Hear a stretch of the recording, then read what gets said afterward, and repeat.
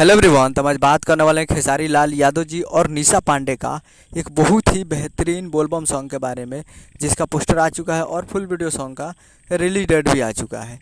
और इस गाने को लिखे हैं कृष्णा बेदर्दी जी और इसमें म्यूजिक दिए हैं आर्या शर्मा जी। और इस गाने को गाए हैं खेसारी लाल यादव जी, जो कि आपको स्क्रीन कवर दिखाई दे रहा है। जिस सॉन्ग का टाइटल रखेगा मजनुआ के भारत से, जिसका टाइटल है मजनुआ के भारत से। और वीडियो में खेसारी लाल यादव जी और निशा पांडे जी, फिट में निशा पांडे जी। और इसका 3-4 दिन पहले इसका ऑडियो सॉन्ग रिलीज़ किया गया था बोलबम सॉन्ग का, जो कि काफ़ी बेहतरीन सॉन्ग था। अब इसका फुल वीडियो सॉन्ग को रिलीज़ किया जाएगा, यानी कल सुबह में इसको रिलीज़ किया जाएगा।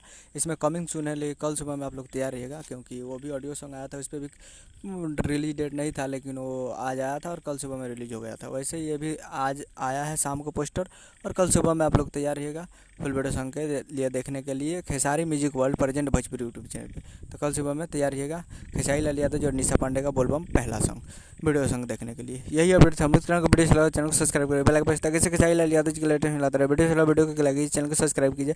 मिलते हैं अगले वीडियो में, तब तक के लिए जय हिंद, जय भोजपुरी।